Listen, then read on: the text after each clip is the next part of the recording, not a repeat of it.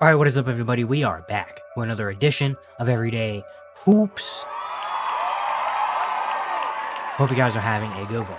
Today we have episode 23 of season 3 of the Look-In series, something to do to the end of each team season, where I go back, recap the team season, see what the future holds, and look in to what this team is doing. Today's episode on the Cleveland Cavaliers. Thank you guys for the views and the videos and the shorts recently. I really appreciate it. If you do like the content around here, consider subscribing, liking, turn on notifications, doing all stuff like that. I really appreciate it. It really upset a lot.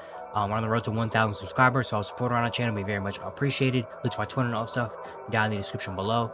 And yeah, don't waste any more of your time. Let's get right into it. So we're talking about the Cavs today.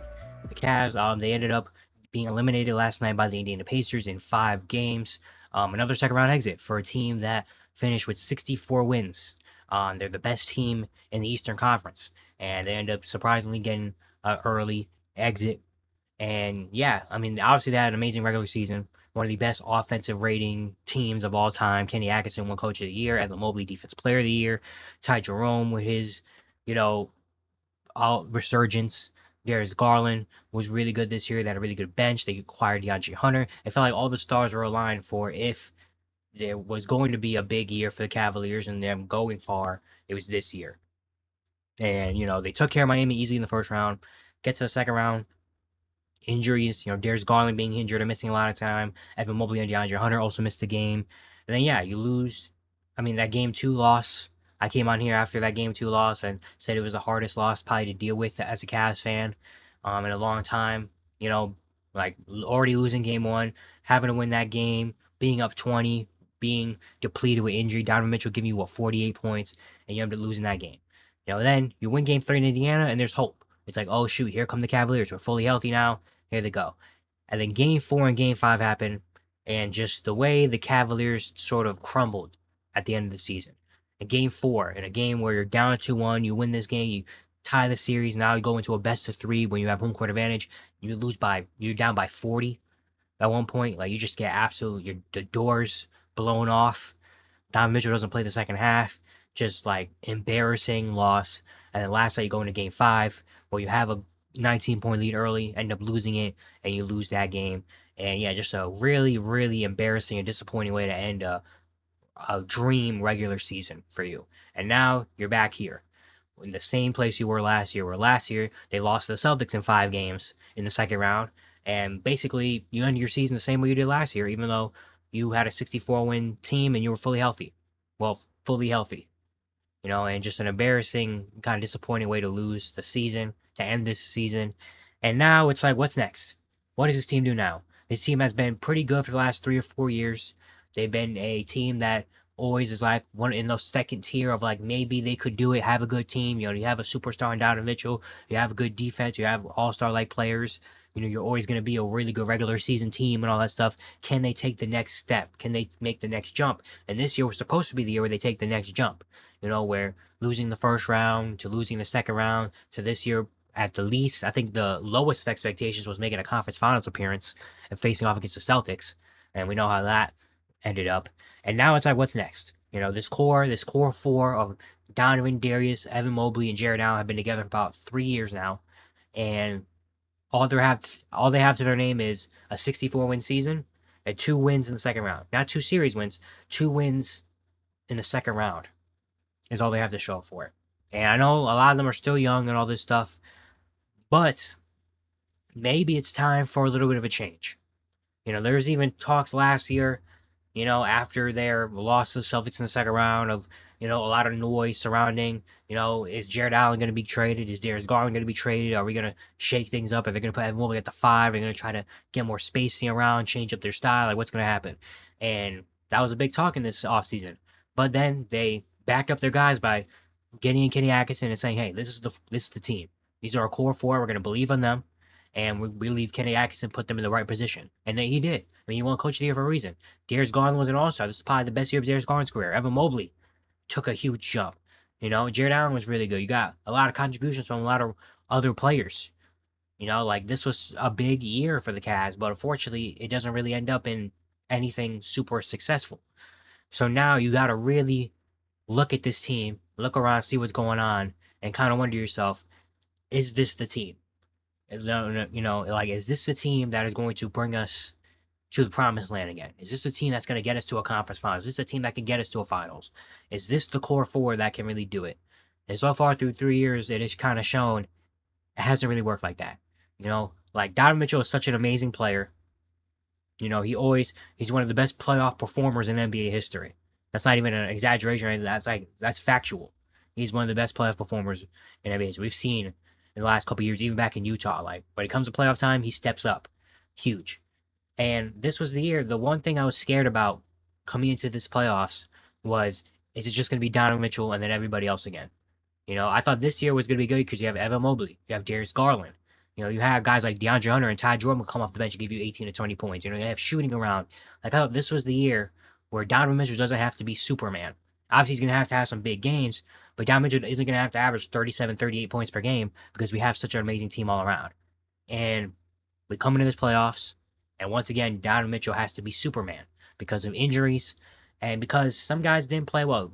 Darius Garland did not play well in the series against Indiana. He missed a couple games, with the toe injury. I understand that. But even when he came back, he just did not shoot the ball well or play well. And he's also one of those guys where if he's not really scoring or assisting, he's not really doing much on the defensive end or anything like that. Jared Allen, there's some points in this game, in game 5, Jared Allen only played like 25, 26 minutes. Jared Allen got benched at one point in game 5 because he just wasn't really effective out there. He wasn't really the typical Jared Allen that we see in the regular season. Some of these guys off the bench, Max Strus had an offer, which is really tough because Max Strus was probably our second or third best player in this series before game 5. Like, that game 2 performance was great. He had a great game 3 performance. Like, he was actually doing great things, and then unfortunately he has an offer in game 5.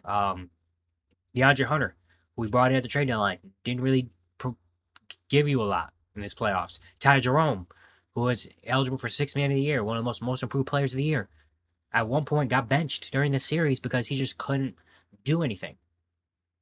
And then you still have the end of your bench guys like Dean Wade, Isaac Okoro, Sam Merrill. You don't want to rely on those guys a whole lot of heavy minutes. And even then when they came in, they weren't really doing something super spectacular. You know what I mean? So it kind of ended up being, once again, Donovan Mitchell having to be Superman again.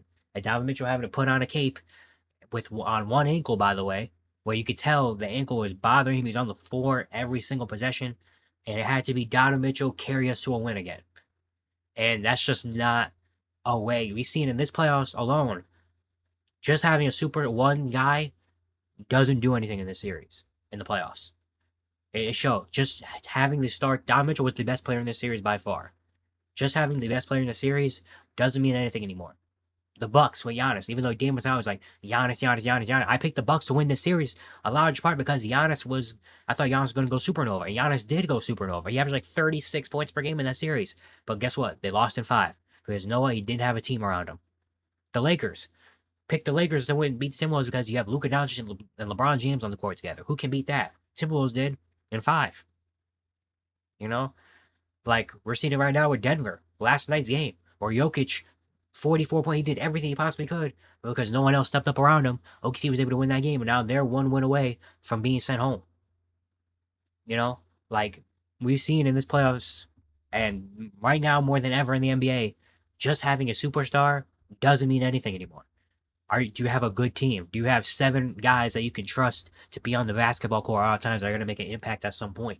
If the Cavaliers, they didn't.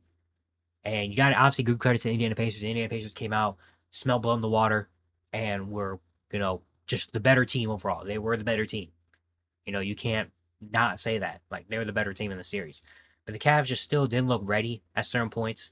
One of the things that has been talked about the last few years, going back to 2 years ago when their first playoff appearance with the Knicks series, just the physicality and the toughness and the mentality just wasn't there.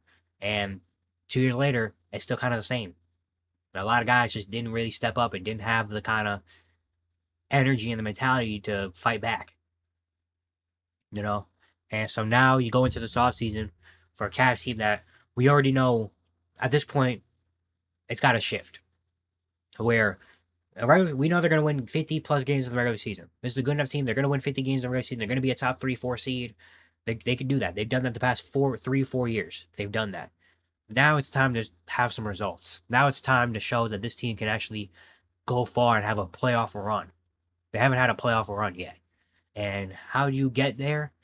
To be honest, with me personally, the way I'm feeling, anybody besides Donovan Mitchell and Evan Mobley can go. Personally, I feel like now it's time. It's time to make some changes. It's time to shake things up. This core has kind of shown you already. It's not really working. You know, like if this wasn't the year, if this year wasn't the year that they could go far and have a playoff run, I don't know if how much more you can really kind of shift things up with this core four. I don't know how much longer you have with this core four of getting better. You know, again, they're still young. Darius Garland, Evan Mobley are still like 23, 24. Jared Allen is relatively young. Donovan Mitchell is still relatively young. But I think it's time. It's time to shake things up. You know, if Jared Allen, if there's a package out there for Jared Allen, I think it's time to center. And I love Jared Allen. Jared Allen's been one of my favorite players ever since Brooklyn. Brooklyn Jared Allen. I love Brooklyn Jared Allen. Came to Cleveland. I was so happy. I think it's time to move on. I think it's time maybe to put Evan Mobley at that full-time five. You know, and see if you can shake things up a little bit. I know the power forward center thing is coming back, and the Cavs are one of the first like originators of coming back with the traditional power forward and center instead of having a small ball four, a 6'6" small ball four, and a stretch center. You know, and we see it's coming back now. You know, with the Timberwolves, with Julius Randle, and Rudy Gobert. You know, like you see like some instances of the kind of the traditional power forward and center coming back. But I think if there's a potential to shake things up, if Jared Allen has a market, I think it's right. Darius Garland, I love Darius Garland. He's a really good player. It might be time to change up the backcourt. I don't know if this backcourt can really get you too far. You know, we've seen in the past with two small backcourts with a 6'1" and 6'3" guards and all that stuff. Like it usually doesn't take you very far. You know, with two small guards in the backcourt that both kind of need the ball and stuff. And this year was the best year they had together. They finally worked things out. But it might be time where if there's a right, I'm not saying trade Darius Garland for nothing. I'm not saying just get rid of him just to get rid of him. But if there's a good package out there that you like, that you think can shake things up and make things better, you do it. You know, maybe making Donovan Mitchell the full-time point guard and having another bigger two guard next to him that can score, also ball handle a little bit, I think would be nice. I don't know what package is out there right now because I think we gotta wait till the draft and end of the season to really evaluate what's out there. But I think if there's a right package out there for Darius Garland, you make it. If there's a right package out there for Jared Allen, you make the trade. And maybe try to shake things up a little bit because I honestly don't know if you could come back with this same team next year. I wouldn't be too shocked if they did, is the thing. But I mean, after that, you win 64 games just to get bounced in the second round easily. I don't know if you come back with that same team. I don't know. That's just me though. Maybe they think differently. Maybe they think next year's going to be our year, and we just have to hope that injuries don't bug us anymore, and that we get a better matchup next year. I don't know, but I think it might be time to shake things up, make some changes in Cleveland, and try to do better. Really, because it's just a tough way to go, tough way to lose end your season, such a dream regular season. But I think yeah, man, I think it's time to shake things up. And yeah, it's gonna be it for today. Hope you guys enjoyed. Once again, if you do like the content around here, consider subscribing, liking, turning on notifications, doing all stuff like that. I'd really appreciate it. It really helps out a lot. Once again, I'm on the road to 1,000 subscribers, so support on our channel would be very much appreciated. Let's play this up here. Somebody go out and check out the other episodes of this Look In series. And yeah, I'll see you guys tomorrow.